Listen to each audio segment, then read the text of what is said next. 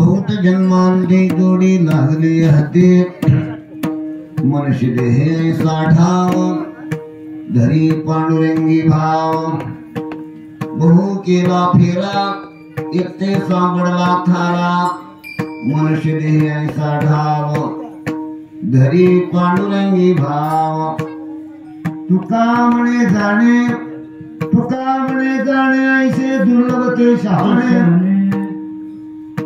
मनुष्य देह ऐसा ठाव धरी पांडुरंगी भाव पांडुरंगा करो प्रथमा नमः पांडुरंगा करो प्रथमा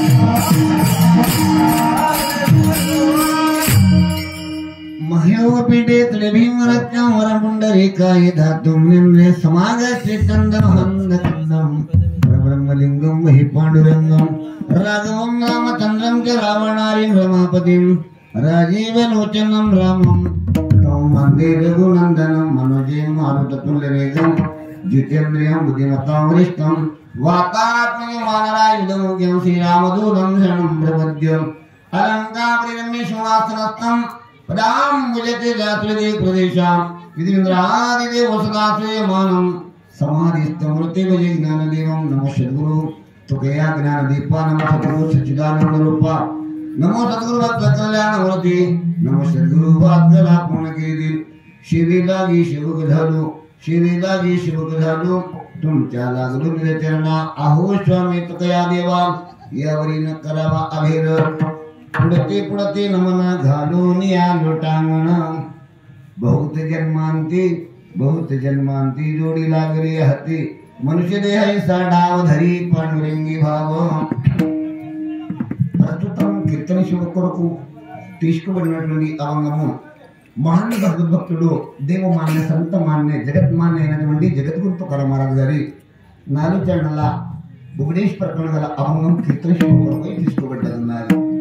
జరుగుతున్నటువంటి అఖండ హరినామ సప్తాహ మహోత్సవం మన గ్రామంలో ప్రతి సంవత్సరం పరమాత్మ కృపతో సంత మహాత్ముల ఆశీర్వాదంతో సమస్త గ్రామస్తుల యొక్క పురోపుణ్యంతో ఈ యొక్క జ్ఞాన యజ్ఞం, ఈ యొక్క ధర్మ యజ్ఞం, ఈ యొక్క భక్తి యజ్ఞం, ఇలాంటి ఒక నామ యజ్ఞం అఖండైన సప్తా మన గ్రామంలో జరుగుతుంది. నిజంగా మన గ్రామస్తులు అందరం కూడా పుణ్యవంతులు, భాగ్యవంతులు. పుణ్యం ఉన్నప్పుడే ఇలాంటి కార్యక్రమాలు జరుగుతాయి. ధర్మ కార్యం జరగడానికి పుణ్యబలమే కావాలి.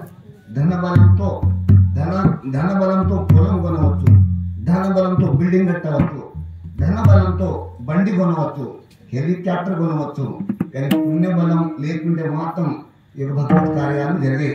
ఇక్కడ గ్రామస్తులు సమస్త దామరించే గ్రామస్తుల యొక్క పూర్వపుణ్యం యొక్క బలం వల్ల ఇక్కడ ప్రతి సంవత్సరం అఖండ హైనామ సప్తాహోత్సవం ఏర్పడుతుంది. నా వాక్యాలు కావు, సంత మహాత్ముల యొక్క వాక్యాలు చూస్తే మనకు అర్థమవుతుంది. నిజంగా పుణ్యబలమే ఈ కార్యాన్ని చేపిస్తుంది. ఈ ధర్మ కార్యం చేయాలని ఆలోచన కూడా రావాలంటే కూడా పుణ్యమే కావాలి. తిడే తిడే పుణ్యే భౌతా జన్మే జోడే నామ తుజే వాచేష్య అతుడే సమాగమ గడి సంతాంత. ఎన్నో జన్మాల పూర్వ పుణ్యం ఉదయానికి వచ్చినప్పుడే ఇలాంటి ఒక భగవత్ కార్యక్రమాలు జరుగుతాయి.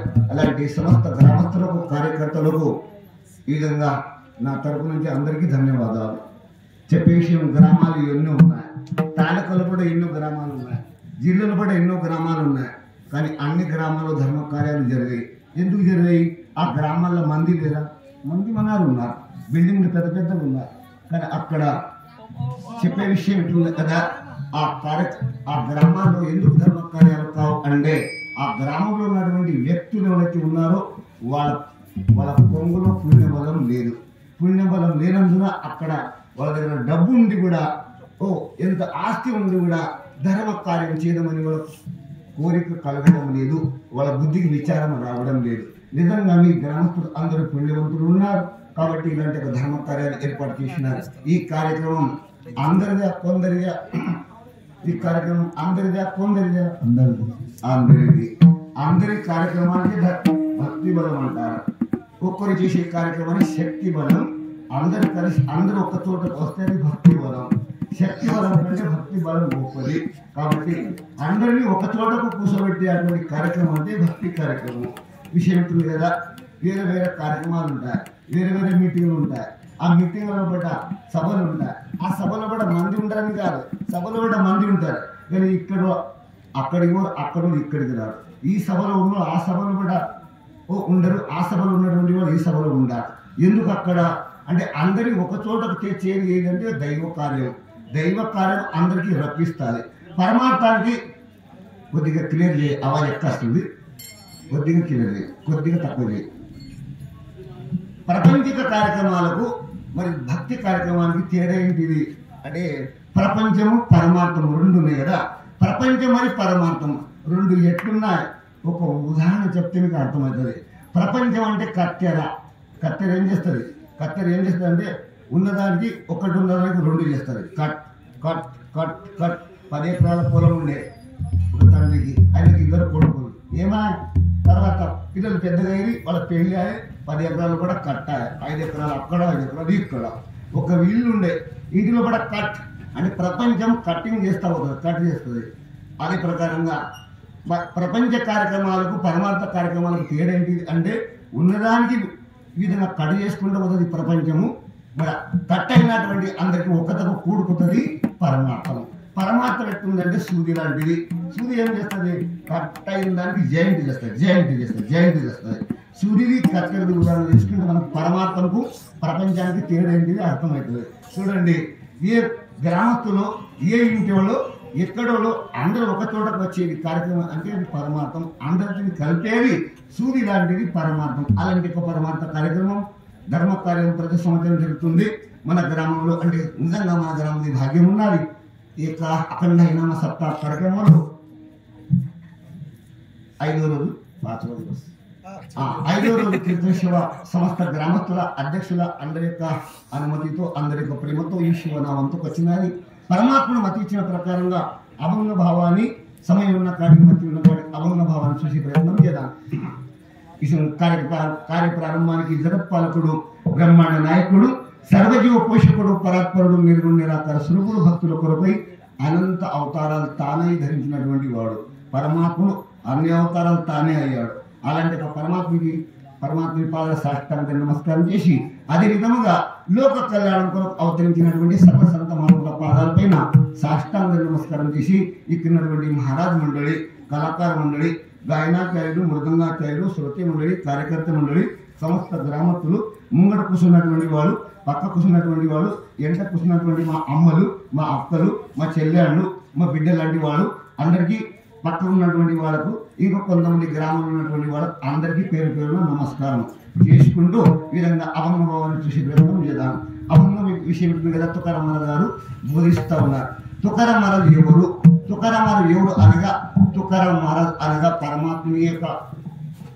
పరమాత్మని పాటు అవతారం పొందాడు తుకారాం మహారాజ్ గారు.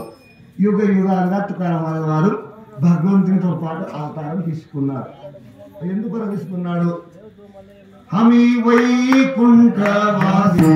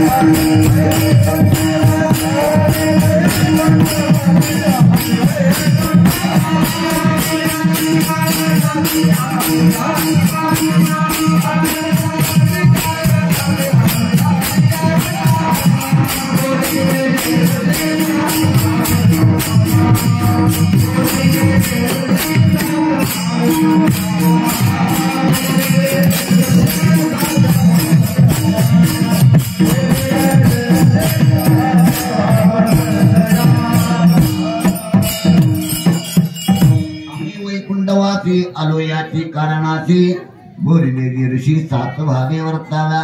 तुकाराम महाराज गाडी अभंग ఉంది. అభంగంలో తుకారాం మహారాజు సమాజాన్ని బోధిస్తా ఉన్నారు. ఆ తుకారాం మహారాజు ఎవరు? కొద్దిగా నిశ్శబ్దంగా వినండి.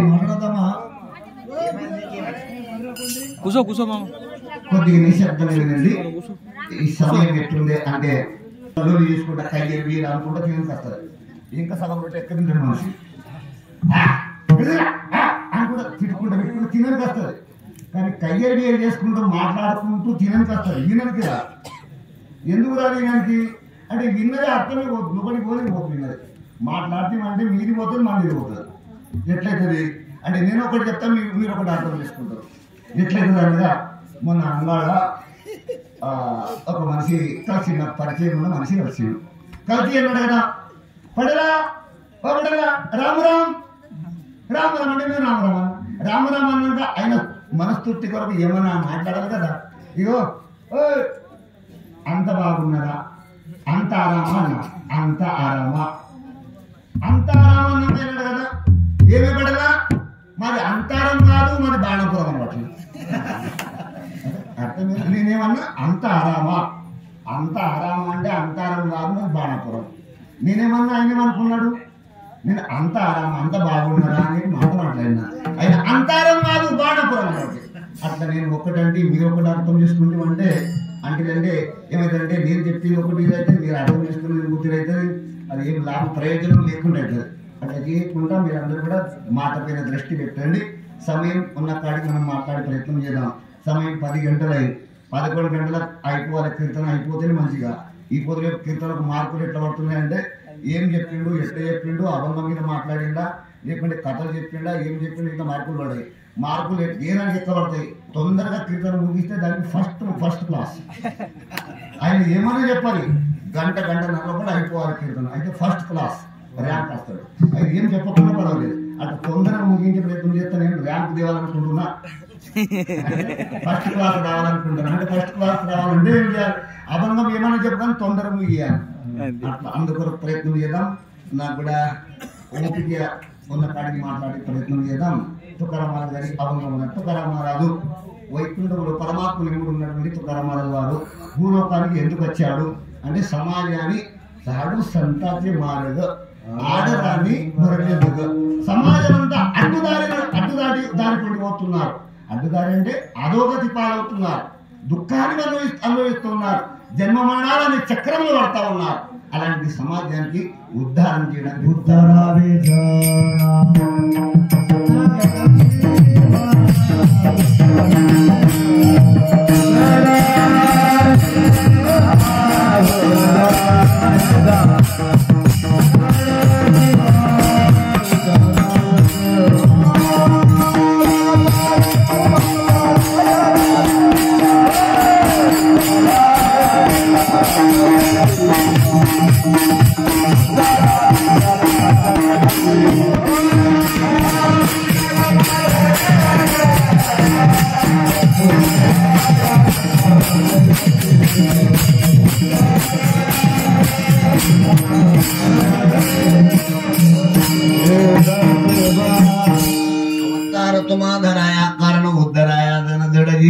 అంటే బండలాంటి జీవులకు కూడా ఉద్ధారం చేద్దాం అని తుకారాం అనేది అవతారం ఉన్నది. అలాంటి తుకారాం అనేది వారు కృతాయుగంలో భక్త ప్రహ్లాదుడు ఉండే, త్రేతాయుగంలో ఉద్ధవుడు ఉండే, కృతాయుగంలో భక్త ప్రహ్లాదుడు ఉండే, త్రేతాయుగంలో అంగదుడు ఉండే, ద్వాపర యుగంలో ఉద్ధవుడు ఉండే, కలియుగంలో నామదేవ్ మహారాజ్ తుకారాం అనేది అవుతారు. అలాంటి జగద్గురు తుకారాం అనేది వారు స్వయంగా చెప్తాడు కదా, పరమాత్మతో పాటు నేను అవతారం తీసుకున్నాను. ఎందుకొరకు అనగా సమాజాన్ని అడ్డుదారిపోయేటువంటి వాళ్ళకు సన్మార్గానికి, ధర్మ మార్గం పొంటి నడిపేయడానికి, బోధించడానికి యుగ యుగాలుగా అవతరించినటువంటి మహానుభావుడు తుకారాం మహారాజ్. అలాంటి తుకారాం మహారాజ్ వారు ఈ యొక్క మహారాష్ట్ర పుణ్య భూమిలో దేవక్షేత్రంలో అవతరించినాడు. 42 సంవత్సరాల వయసులో కూడా దేహంతో సహా వైకుంఠ గమనం చేశాడు మహారాజ్. తుకారాం మహారాజ్ వైకుంఠ గమనం చేసి ఎన్ని రోజులు అవుతుంది, ఎన్ని సంవత్సరాలు అవుతుంది అనగా 375 సంవత్సరాలు అవుతుంది. 375 సంవత్సరాలు ఏమంటారు అనగా అమృత మహోత్సవ పర్వకాలం అంటారు. 25 సంవత్సరాలు ఏదైనా చేస్తే, 12 సంవత్సరాలు కార్యక్రమం చేస్తే దానికి తపస్సు అంటారు, తపస్సు అంటారు. 25 సంవత్సరాలకు రౌప్య ముహూర్తం అంటారు. 50 సంవత్సరాలు చేసుకుంటూ పోతే సువర్ణ ముహూర్తం అంటారు. 75 సంవత్సరాలు చేస్తే దానికి అమృత ముహూర్తం పర్వకాలం అంటారు. 100 సంవత్సరాలు చేసుకుంటూ పోతే వ్రతం అంటే దానికి శతాబ్ది ముహూర్తం అంటారు. ఈ విధంగా ఒక్కొక్క దానికి ఒక్కొక్క బ్రిడ్జ్ ఉన్నది, ఒక బ్రిద్దం ఉన్నది, ఒక పేరు ఉన్నది. ఈ విధంగా తుకారాం మహారాజు వైకుంఠ గమనం అయి 375 సంవత్సరాలు అవుతుంది. అలాంటి తుకారాం మహారాజ్ గారి సదే వైకుంఠ గమన అమృత మహోత్సవ పర్వకాలంలో మన దామరించ గ్రామంలో ఈ యొక్క సప్త తుకారాం మహారాజ్ గారి అమృత మహోత్సవ పర్వకాలంలో వచ్చినారు. ఇది మన భాగ్యం ఉన్నది. ఈ యొక్క తుకారాం మహారాజ్ గారి యొక్క అమృత మహోత్సవ పర్వకాలంలో వచ్చినటువంటి తుకారాం మహారాజ్ యొక్క ఏదైతే సదే వైకుంఠ గమన అమృత మహోత్సవ పర్వకాలం వచ్చిందో, ఇలాంటి పర్వకాలం రావాలంటే మళ్ళీ 25 సంవత్సరాలు కావాలి. ఈ పర్వకాలం మళ్ళీ రాదుగా.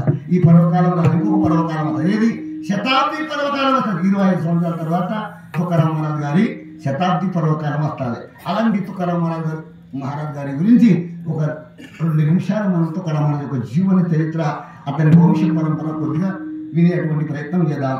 తుకారాం మహారాజ్ అమ్మ పేరు కనకాబాయి, నాయన పేరు గోలోబ్బా, తాత పేరు కాలోబ్బా, ముత్తాత పేరు శంకర్జీ తండ్రి పేరు పదాజీ తండ్రి పేరు విఠోజీ తండ్రి పేరు హరి తండ్రి పేరు విశ్వంబరువ.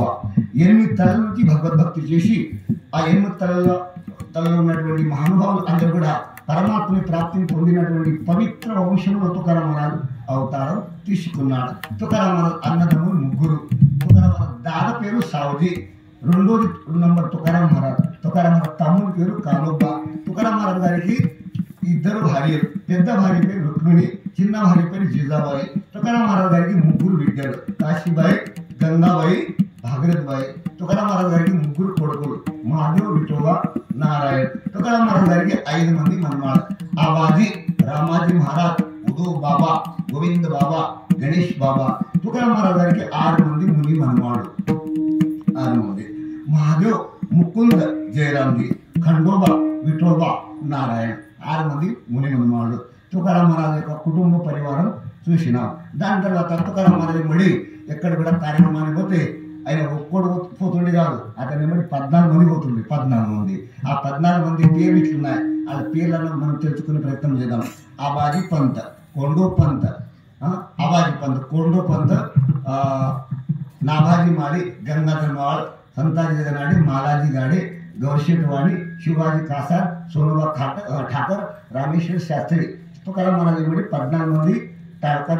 आबाजी पंत, कोंडो पंत, महदाजी पंत, मल्हार पंत, आबाजी पंत, कोंडो पंत, महदाजी पंत, मल्हार पंत, कानोबा मोरे, कोंडो पाटील, नाभाजी माळी, गंगाधर माळ, संताजी जगनाडे, मालाजी गाडे, गौरशेठवाणी, शिवाजी कासार, सोनोबा ठाकर, రామేశ్వర శాస్త్రి.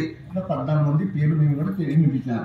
ఇప్పటిదాకా మీకు 46 పేర్లు చెప్పాను. తుకారాం మహారాజ్ యొక్క కుటుంబ పరివారంలో ఉన్నటువంటి 46 పేర్లుతో కూడినటువంటి జోలపాట కూడా నేను రాసినాను.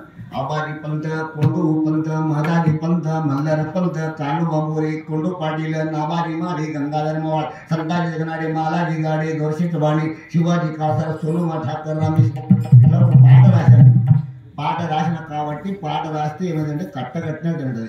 చేతికెళ్ళి మేత తీసుకురావాలంటే మేత కట్టగడితే మేత సరిగా నెత్తి మీద ఉంటుంది. కట్టగడితే ఒక్కటకు ఉంటుంది. కట్టగట్టకుంటే అక్కడికి ఒక పూస ఇక్కడ ఒక పూస దారిపోతుంది. 46 పేర్లు నోటెడ్ చెప్పాలంటే ఎట్లా చెప్పగలుగుతాం అంటే దానికి పాట రూపంలో కట్టగట్టినాము. కట్టగట్టినప్పుడు ఎప్పుడు కూడా చెప్తా, నిధులకి లేపిన కూడా చెప్పగలుగుతాం. అట్లా 46 పేర్లతో ఒక పాట నేనే తయారు చేసిన. అలాంటి తుకారాం మహారాజ్ గారి యొక్క సదే వైకుంఠగమన అమృత మహోత్సవ పర్వకాల సందర్భంగా 5వ రోజు కీర్తన శివ వంతుకు వచ్చిన పర్వతమతి ఇచ్చిన ప్రకారంగా అభంగ భవాన్ సుశీల తుకారాం మహారాజ్ గారు ఈ అభంగులు బోధిస్తా ఉన్నారు. ఎవరికి బోధిస్తా ఉన్నారు? మానవ జన్మానికి వచ్చినటువంటి మానవులు అంటున్నారు కదా, నాయన నువ్వు అనేక జన్మాలు ఎత్తినావు, కానీ ఇప్పుడు మాత్రం నీకు దేహం దొరికింది. ఈ దేహం వల్ల సాధించగలుగుతావు.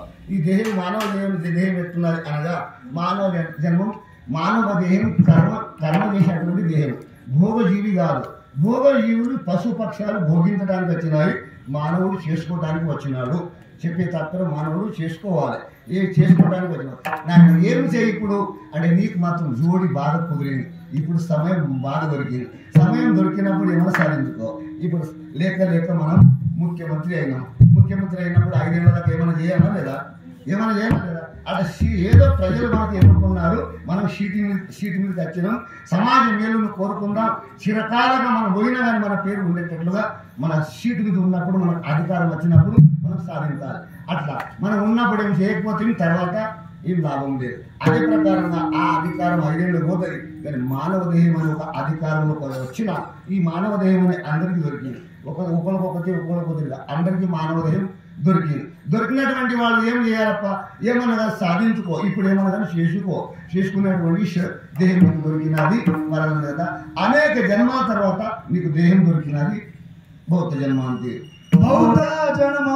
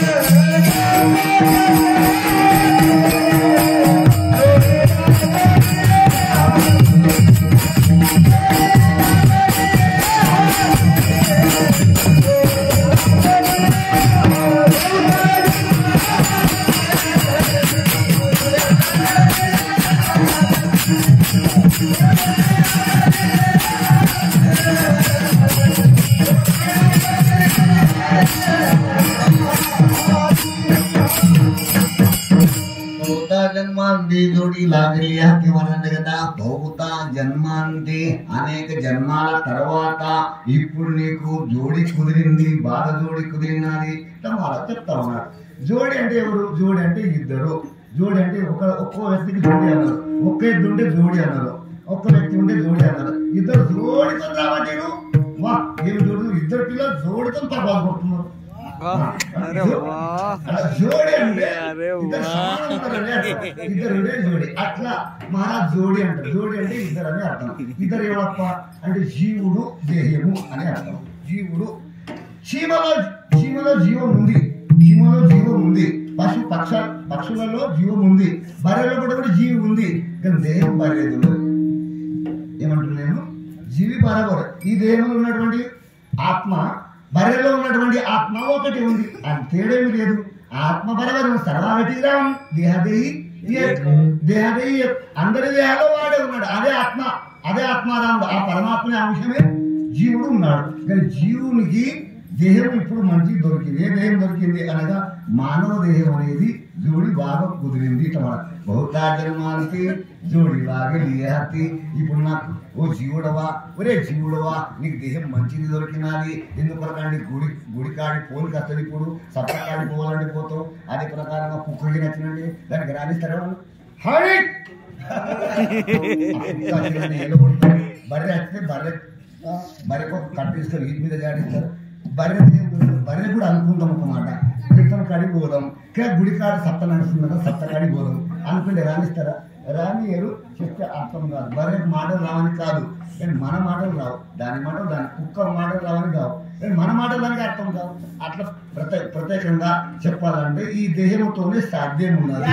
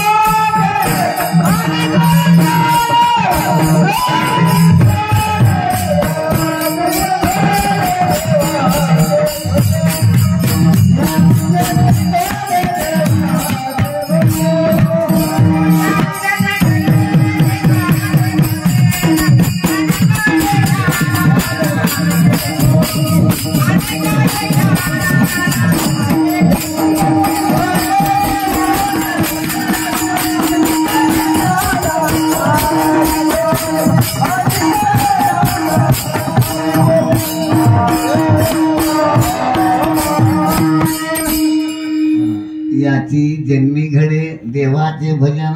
దేవుని భజన చేయాలంటే ఈ దేహంతోనే సాధ్యం ఉన్నది, ఇతర దేహంతో సాధ్యం లేదు. అంటే జీవుడు ఎన్నో దేహాలు ఎత్తాడు. ఆ దేహాల వల్ల జీవుడు ఉన్నాడని దేహం వేరుదున్నందున భక్తి చేయడానికి రాదు. కుక్కలో జీవి ఉంది, కానీ దేహం కుక్కది ఉన్నది. గాడిలో కూడా జీవం ఉన్నది, కానీ దేహం గాడిద ఉన్నది. చెప్పే తాత్పర్యం అందరూ భజన చేయడానికి రాదు. భజన చేద్దాం అంటే ఈ దేహమే కావాలి. ఏ చీజ్ అన్ని గడే దేవాచే భజన మానవ ప్రమాణం ఇచ్చారు, కరెక్ట్ ప్రమాణం. అంటే ఈ దేవుడితో సాధ్యం ఉన్నది. ఈ చేయడానికి బొత్తు పెట్టుకోవడానికి వస్తుంది.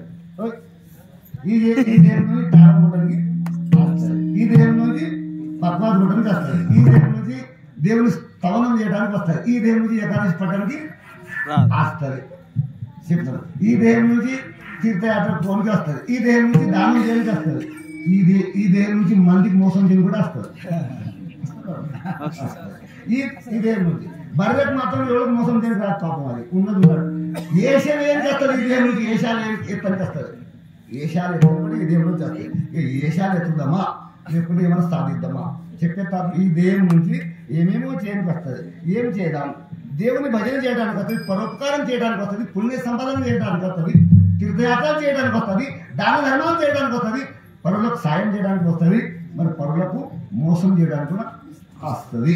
చెప్పే తాత్పర్యం ఈ దేహం అన్ని ఎక్కడ వాడితే అక్కడ రైట్ బరాబర్ చేయగలుగుతుంది. ఏ దాంట్లో కూడా ఫెయిల్ కాదు, ఏది ఏంటో చేస్తుంది. అంత ఈ దేహం ఉన్నది. అందుకొర మారాలి కదా, ఏం చేయనైనా ఏం చేయి అంటే ధరి పాండురంగి భావం. మందికి మోసం చేయకు. ఈ కుక్కలాగా బర్రెలాగా దేవునికి దొరకలేదు. మానవునిగా జన్మానికి వచ్చినావు. మానవుని కర్తవ్యాలు ఏంటి అనగా ధరి పాండురంగి భావం. దేవుని పైన భావన పెట్టు, దేవుని ప్రాప్తం చేసుకో, భక్తి చేయి, పరోపకారం చేయి. దైవ గుణాలు నీలో కూడా రాని కలిగని పశు గుణాలు మానుకో, జంతువుల గుణాలు మానుకో.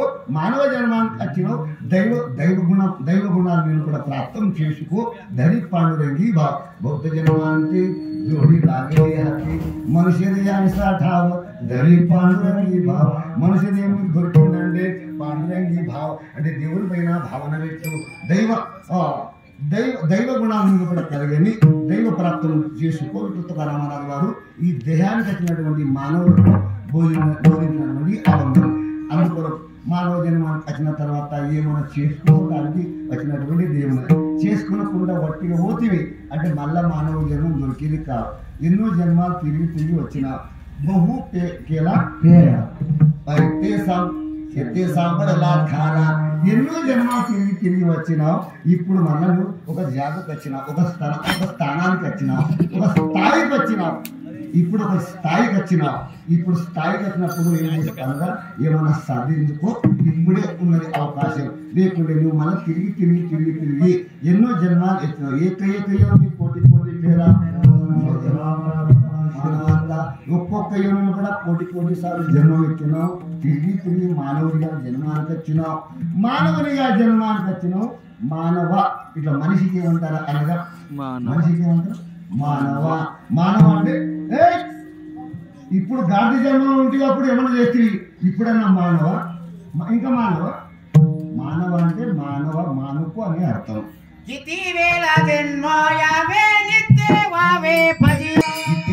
జన్మాయావే నిత్యవావే భజిత. ఎన్నిసార్లు జన్మం ఎత్తుతావు, ఎన్నిసార్లు నువ్వు దుఃఖం శిక్ష అనుభవిస్తావు నాయన. ఎన్నో జన్మాలు ఎత్తి ఎంతో దుఃఖాన్ని అనుభవించినా ఇప్పుడు మానవునిగా పుట్టావు. సాధించుకో. ఇట్లా మానవుంటారు. మానవ జన్మానికి వచ్చిన తర్వాత సాధించాలంటే ఏం సాధించాలి? ఇక జన్మ మరణంలో కూడా పడకుండా జన్మ నాహిర్యానిక జన్మ మరణం అనే చక్రంలో కూడా పడకుండా ఏమైనా సాధించుకోండి. దైవ భక్తి చేసుకుంటూ దైవ స్వరూపంలో దేవుని యొక్క స్వరూపంలో కలిసిపో.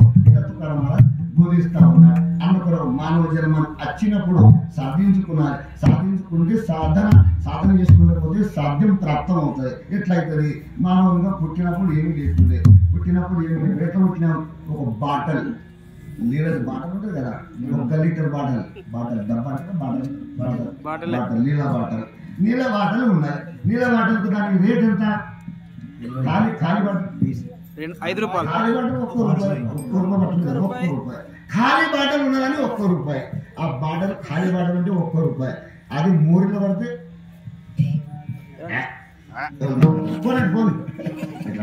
అదే బాటలు మంచిగా రోడ్డు మీద పడితే ₹1 ఆస్తి తీసుకుంటారు, వేసుకుంటారు. అలా నీళ్లు నింపితే ₹20. అలా నిండిన నీళ్లు అదే బాటలు ₹20 అమ్ముతుంది. బాటలు ఖాళీ ఉండే ₹1, అలా నింపితే ₹20. అంట నీళ్ళు నింపితే ₹20, పాలు నింపితే ₹50. పాలు కొనేటట్టు లేదు. పాలు నింపితే ₹50, ₹60 పాలు నింపితే. అదే దాంట్లో పడే పెట్రోల్ నింపితే ₹100. బాటలు అదే రూపాయి బాటలు 100 అమ్మబట్టింది. ఇప్పుడు ఎందుకు అమ్మబట్టింది? నిండినవాని నిండిందని 100 అమ్మబట్టింది. ఎప్పుడు ₹1 బాటలు అది నింపుకుంటే పెట్రోల్ నింపుకుంటే 100 అమ్ముతుంది. కాదు పెట్రోల్ కాదు, అది మంచి నూనె నింపినాం ₹200. బాటల్ రేటు పెరగబట్టి ఎందుకు? నింపిన వస్తువును బట్టి దాని రేటు పెరుగుతున్నది. అదే బాటలో పడే నేను నింపితే ₹800, ₹1000, ₹1000, ₹1000, ₹1000. బాటలు ₹1 బాటలు వెయ్యి దాకా ఎందుకు పోయింది అంటే ఇవి అన్ని బాటలే, కూర్చున్నాయి కూడా బాటలే ఉన్నాయి, నిలబడి కూడా అన్ని బాటలే. ఖాళీ ఉంటే మాత్రం రూపాయి, దాని విలువ రూపాయి. నింపితే మాత్రం ఏం నింపుకుంటారో చూసుకోండి దయచేసి. ఏం నింపితే 1000 రూపాయలు, నెయ్యి నింపుకుంటే మాత్రం 1000 రూపాయలు అని రేటు. అట్లా ఖాళీగా ఉంటుంది, చివరి దాకా ఖాళీగా ఉంటుంది అంటే పాత స్వామి ఉంటాడు, అది ఒక్కరు అమ్ముకుంటారు, ఒక్కటే రూపాయి. అట్లా సుఖారం అంటే కదా భౌతిక జన్మానికి मनुष्य ऐसा धरी पांडुरंगी भाव बहु केला फेरा इतने सांपडला थाला मनुष्य ऐसा धरी पांडुरंगी भाव. చాలా తిరిగినవరా నాయన, చాలా తిరిగి వచ్చిన. ఇప్పుడు ఏమన్నా నింపుకో, ఏం నింపకు, దేవునికి నింపు అంటే నెయ్యి నింపుకో. ఈ నెయ్యి నింపాలి, బాటలు పని ఎవరు నింపగలుగుతారు అంటే షానే తెలివి ఉన్నటువంటి వాళ్ళు, వాళ్ళకి మాత్రం దేహం విలువ తెలిసినది. వాళ్ళు జన్మానికి వచ్చిన తర్వాత దైవ భక్తితో జీవనం గడుపుతారు. వాళ్ళు శానలు అవను చూడు.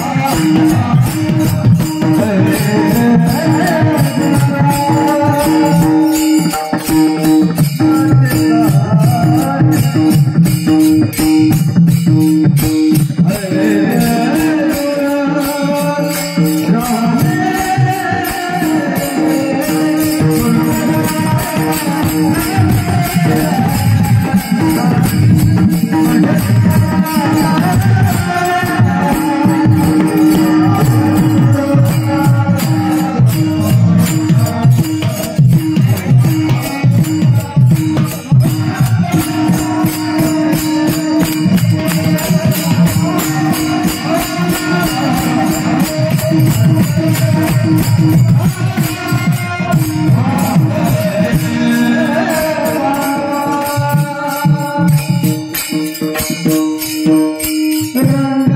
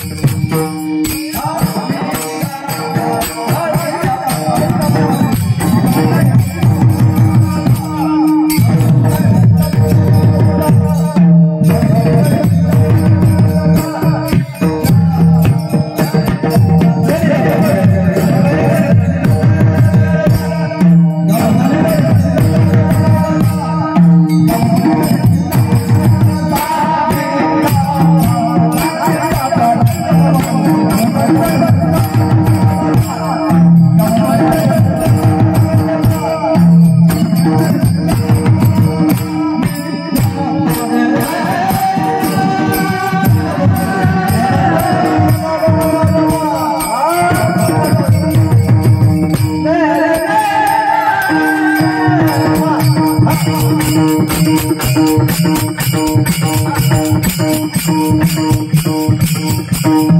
you.